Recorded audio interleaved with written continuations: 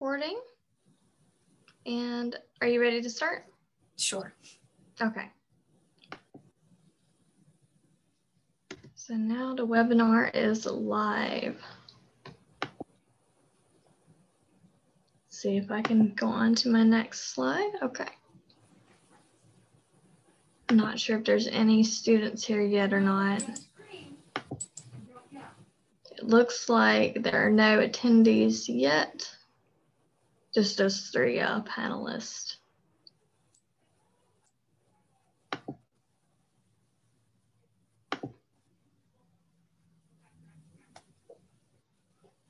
We can give it till the 1 o'clock time and then I'll get started. Yeah, we'll have to, since you said there was only one person joining, they might be a little late since there's not a whole lot that we know of yet.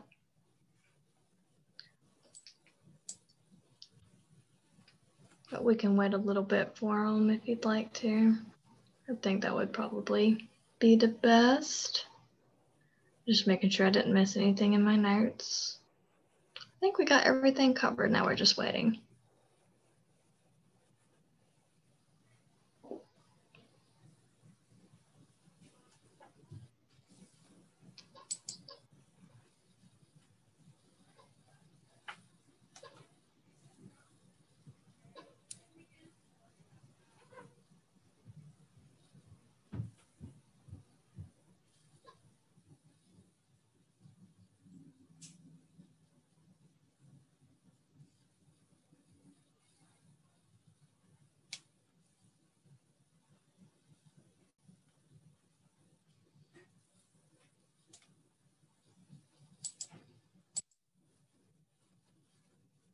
Would you like me to go ahead and get started?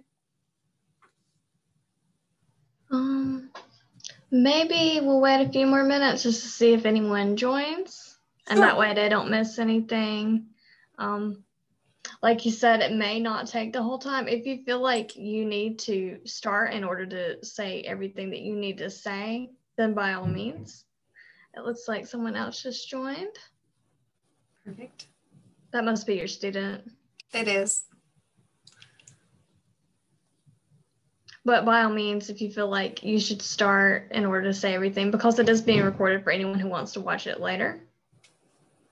But I guess we'll wait a few more minutes just to see if that person who was attending is going to come in. We'll give it like 5 minutes.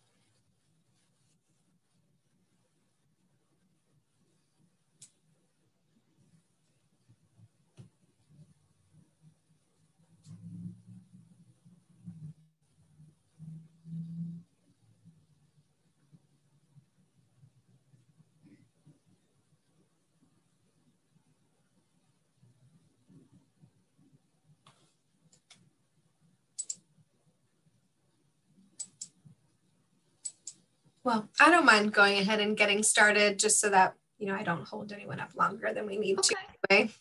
That's absolutely fine. I'll go ahead and mute myself and you can get started. Perfect. Thank you.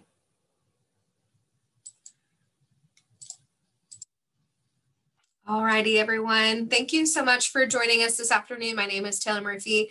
I am the Assistant Director of Admissions here at Methodist University, but I am even more proud to talk about it as an alumni. I graduated in 2015 with a bachelor's degree in political science. But now I have this opportunity to always share my experience and what I think is so special about Methodist with prospective students. But it's always even cooler to learn and talk with transfer students, which is the goal of our conversation today. First up, I am going to play for you just a brief video. Since this is all virtual, the best depiction I can give you of our campus virtually, the better. So hopefully you will enjoy this brief clip. Give me 1 second to pull it up for you.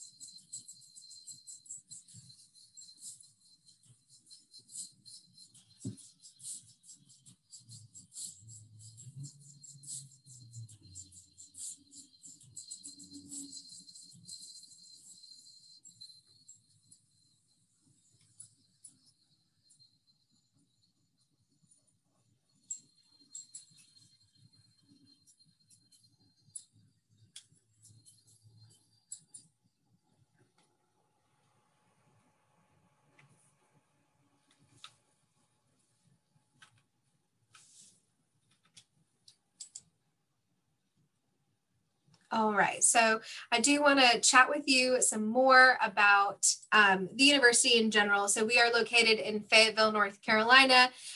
Really great regional location. Quite frankly, we're about an hour from Raleigh, 2 hours from Charlotte, about 2 hours from the beach. So very easy to get around the state and do some really cool things on weekends and whatnot.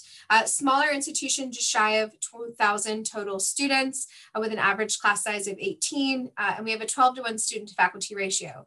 All of our courses are taught by full-time faculty. So there are no graduate assistants or teaching assistants teaching those courses. We're proud to offer over 80 different majors, minors, and concentrations, which we feel like is pretty unique for a smaller institution to offer that many opportunities. And so you could double major or add a concentration and minor and really make yourself more competitive and marketable as you go into a grad school or into a job placement. Lots of ways for our students to get involved, over 20 Division III athletic programs, 100 clubs and organizations for students to get involved in. And we have a very diverse makeup in our community. We currently have 35 states represented and 72 different countries.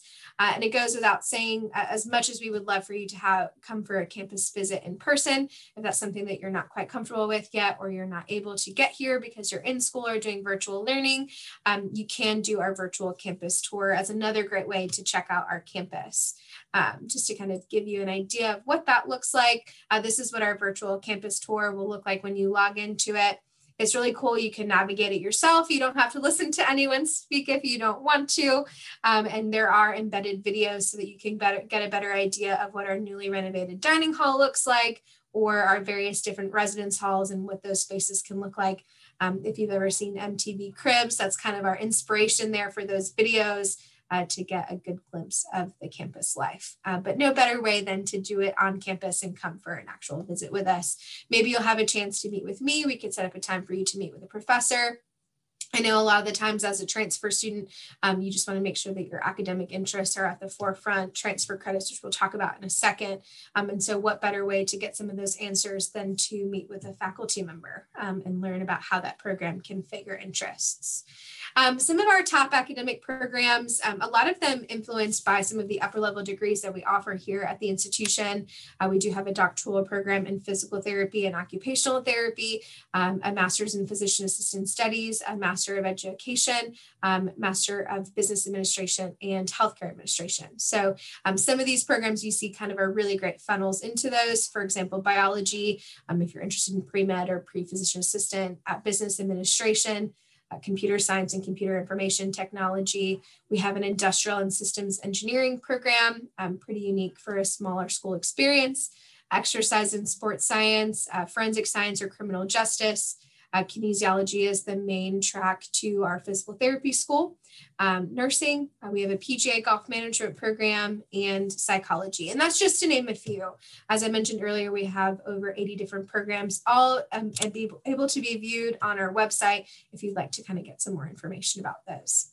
A number of ways for our students to be successful academically are having great resources for you to take advantage of. We have a student solutions office. This sounds kind of obvious, but I love that we have this. If you have no idea what you need or where to go to get the help that you need, we have an office for that. They are a great referral program. So you can go meet with Jamar Williams, say this is the problem I'm having, or I don't know where to go to get this, and he can point you in the right direction. So I love that we have that. We have a Monarch Tutoring Center with classes or specific courses available if you're having trouble with a particular class. If there's something that you need that's not regularly available, we do have a director of tutoring services that we can connect you with to get help from a tutor in that area, or a professor that's willing to meet with you one-on-one about that. Writing Center, we have writing consultants that can help you with any part of the writing process, whether that be the initial brainstorming stage, or if you just need someone to look over and edit for different mistakes, they can do all of that. And they do that in person and online. If you need additional resources for testing, or if you need help, we have an accessibility and disability service office, career services, because ultimately our goal is to help you be successful in that next step towards grad school or job placement. And so they can help with cover letters, resumes, they do mock interviews.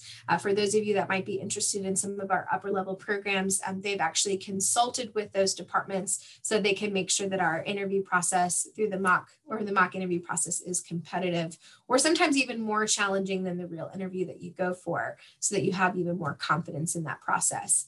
And many of our degree programs do require internships. And of course, we motivate and encourage all of our students to take advantage of those experiential learning opportunities. And so we have an office dedicated to helping bridge those networks and connect you with those opportunities. So maybe Robin Davenport, the director of the program, will send out an email to all of our students that are criminal justice majors for a specific criminal justice internship. And that's just to give an example of kind of how that office might connect with you, unless you offer or ask for a one-on-one appointment.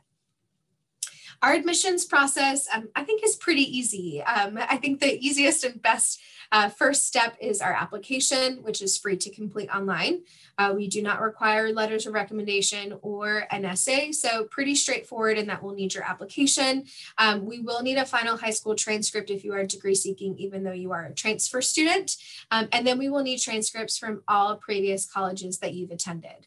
Now, to make that process a little bit more streamlined, if you have unofficial copies, you can submit those, and we'll be able to make an admissions decision off of those unofficial transcripts. But in order for them to be evaluated or to complete your admissions file, we will need those official copies. Now, if you are a student that maybe just took one semester and you're not quite at 31 semester hours, we will like to see your high school transcript in order to make a decision. The decision won't solely be based off of your college work. So a little bit of an individualized situation, which of course we can talk one-on-one about if your circumstances are a little different. So again, that completed admissions file, looking for that application, high school transcript, all official transcript from post-secondary institutions. And if you're someone who's taken your high school credits outside of the US, there is a way that you can get a US equivalency done through the National Association of Credential Evaluation Services. So if you simply Google NACIS members, WES is very popular. There are a number of other organizations, but point is they can do that evaluation for US equivalency. Some scholarships, because of course that's really important to making that decision for your next level of education, is whether or not it is an affordable option for you. So I wanted to make sure it was pretty clear. These are some transfer scholarships that we offer based on your weighted GPA. So if you have 31 hours and you have a 3.7 GPA and you're going to stay on campus, you're looking at a $23,000 academic scholarship. That is per year, all 4 years. And then we do have the commuting equivalent there at the bottom. Some of our transfer students might be local, so we want to give them the option to maybe commute from home, but still have a great opportunity for an academic scholarship. So just wanted to leave that as a visual person for you to be able to see some of those opportunities. Also, if you're still a work in progress, you're still taking courses and your GPA at the end of the credits you're taking at your current institution gets you to any of those thresholds, we will automatically reevaluate your scholarship for that higher amount. So just wanted to give you that good news. Transcript evaluation, which I know is always the main question that many of our transfer students have. What are you going to accept from my current institution? So not to make it super complicated, but that's not something the admissions office does, but that our registrar's office does. They do not do unofficial evaluations, only official ones when all official transcripts have been received. But for kind of a general rule of thumb, we do accept most credits with a grade of a C or higher from other regionally accredited institutions or higher education. But I did kind of want to give you 2 avenues that you can take on your own accord to find out what courses may transfer. One is transferology, and this is kind of a relatively new thing that we've started using here at Methodist, but it's a great tool. You can go in and actually log in, type in the courses that you've taken at the various institutions that you've been to, if there's been more than one, and then see whether or not someone has already transferred that credit into Methodist. So I say if they've already transferred, because it's not quite comprehensive just yet. It's only updated as students transfer in those credits. But I've actually been kind of testing it out since we've used it and have been really excited at the resource it's become. So hopefully that can kind of give you a better idea on your own right now. If you are currently a student at a North Carolina community college, though, it's even easier for you because we have an articulation agreement with North Carolina community colleges. So there's actually a list on our website, which I'll highlight for you in a second, that show you the courses that we guarantee will transfer into Methodist. This is just kind of to show you what transferology looks like, but you can log in there at the top and it's very easy to navigate their website. You just pick the school you've been to, list the courses and the school that you want to see if it will transfer to. And then this is just one of the pages. There are actually 6 pages of the articulation agreement with North Carolina community colleges. And so on the left-hand side of the screen, you can see what the course would register as at your community college, and then what will transfer in as on the right side at Methodist. We do have course check sheets on our website. I'd be happy to connect you with how to do that. But that can show you kind of what the courses you will need for your program, and that will make filling this in a lot easier to do for you. But I wanted to show you what that looks like. Financial aid, so we talked a little bit about academic scholarships and what we can offer you, but to give you kind of some average numbers here, average scholarships ranging about $22,000 a year with an average out of pocket at about $18,000, depending on the number of credits that you transfer. Obviously you're not having to spend necessarily 4 years here. So these numbers may be a little different for you, but just wanted to give you that idea of how much we can come down from that initial offer. Outside scholarships, I think that there's such a idea that transfer students cannot apply for outside scholarships, but many outside scholarship resources actually say just need to be enrolled or enrolling in school in the fall. And so I love that. I wanted to just kind of bring this up as something that you can do to continue to lower your costs no matter where you go. Unigo.com is more of a national resource that I've become more familiar with. You can complete a profile and it will narrow down all of the different scholarship opportunities that that are available to you based on GPA, based on major. Maybe you want to play a sport here. So there are a number of things that will help isolate to determine outside scholarship resources. Also prioritizing local opportunities. So you'll see a Google search that I did, North Carolina, we are in Cumberland County. And so you can see there's a Cumberland County Community Foundation. And I've found that that's pretty true for most counties or regional areas. For example, the Raleigh area has the Triangle Foundation, not necessarily specific to the county, but you can find some resources there to be helpful to you. I would love to connect with you all individually. That is where we thrive. And so I did want to highlight my direct personal contact information. My direct phone number and my email are there. But I hope that you will take the time to come for a visit. Go ahead and get accepted with some information. But in the meantime, I would love to invite, I have my colleague, Josh Deutsch, who was a transfer student to Methodist, here to highlight some of his experience, and then a current student, Taylor Jackson. I think that we can always learn from them. So I'm going to invite them to unmute themselves so that they can share a little bit about Methodist with you today.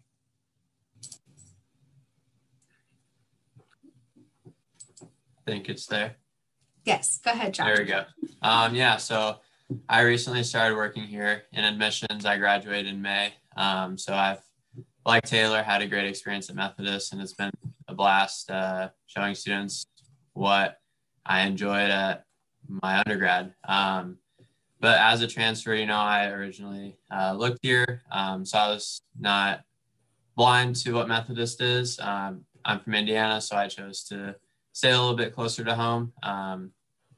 Nothing bad about the school. It was just easier being an hour away. And when I decided to go to Methodist, it was kind of shocking how easy it was. All the admissions counselors are very friendly, very easygoing and very helpful. Like Taylor said, you know, transferology, that was my biggest thing, is, you know, figuring out what classes transfer. And I know it's a little bit easier coming from like North Carolina if you have dual credit classes from the community colleges here, but I transferred all but one, and I'm from out of state. So like she said, that's the biggest thing. And I've had actually a couple of students in the last week contact me and say, you know, I'm looking to come to Methodist in the fall of 2021. I'm going to stick it out for the rest of the year at my school right now. And that's a big tool you can use, is that transferology, and just, you know, pick the classes that are going to transfer over and make sure that you're not going to not get those classes, because that's kind of one of the big things that I was looking at, and I know transfer students look at. You know, it's a family atmosphere here. We have a transfer student orientation every spring. I came in the fall, so with the new student orientation, I was in a group of transfers. So I was, you know, we were all in the same boat. We all kind of had the same thing going on. And we just learned about Methodist just as you usually would. But yeah, the professors and faculty and all the clubs and organizations on campus, athletics, really just made it easy to get acclimated. And it was just a good experience transferring and having no idea what the school was like, and hopping right in and making it feel like family. So yeah, and then the other thing was just we have 86 majors, minors, and concentrations, like Taylor pointed out. And that's just a cool thing. You know, there's so many different things that you can do, and great programs. None of them are less than the other, in my opinion. And that was one of the big things that made me choose to take the leap and go 12 hours away from home. And I think that's one of the big things we push for, is the academics, and that's what really drove my decision to come here. But like Taylor said, if you guys have any questions about anything, feel free. My name is Joshua Deutsch. You can find me on the website or get my information from Taylor. So.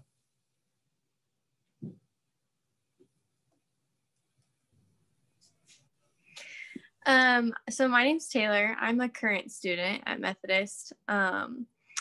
And I think what originally drove me here was I was recruited to play tennis. A lot of students here are athletes as well, so my story is probably not too different from theirs. But I was recruited to play tennis, but I always tell people that the reason I stayed was because of the academics and because of the family atmosphere. I'm from Texas, so making the kind of leap of faith to come 18 hours away was really hard, but I was just told as soon as I got onto campus, and I could feel it, was that we are such a family here, that everybody takes care of each other, especially once you get involved in anything on campus. And we have so many things to be involved in. I always tell people that if there is something that you want here, we have it. And if we don't, you are encouraged to bring it here. My junior year, my friend and I brought a women's ministry onto campus because we had Bible study, but we didn't have a ministry here for women. And so we brought it, and it was so easy. We were so encouraged and just supported in that whole process. And I think that that just really speaks to the kind of people that are here, professors, staff, faculty, all of it. I think that especially coming from so far away, that was really, that made me feel really secure here. We had a hurricane my sophomore year, and coming from Texas, especially right smack dab in the middle of it, I just didn't understand the severity of that situation.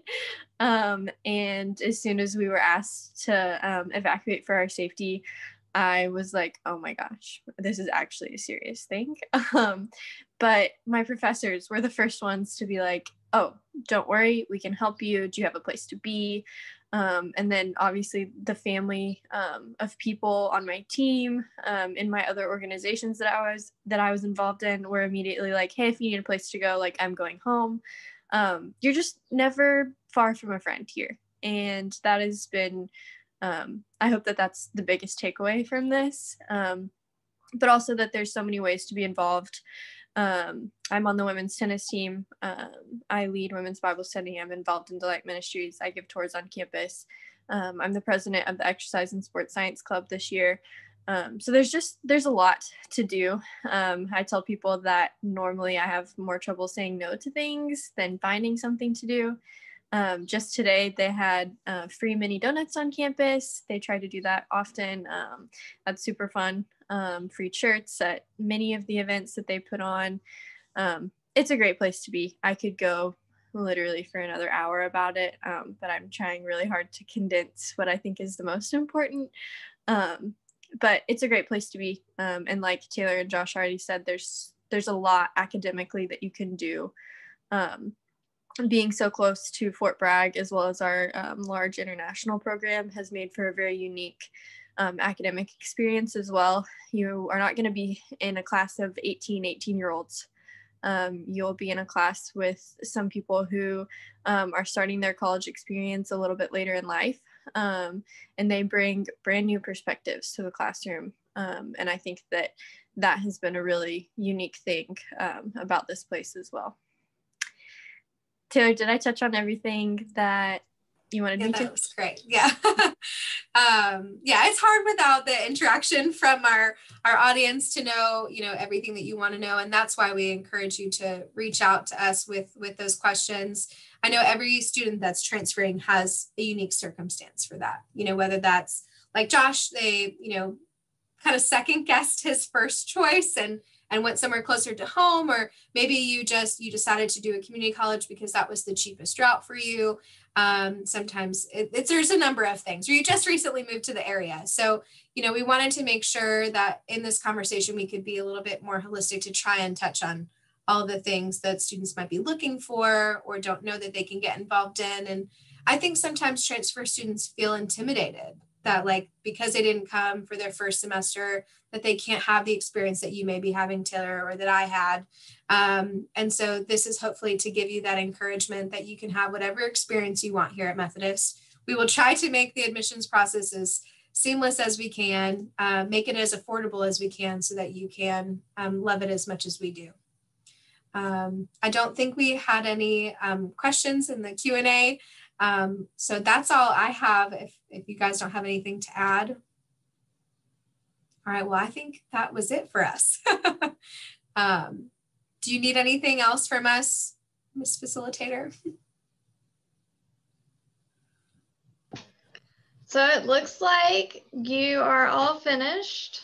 Great. And let's wrap this up.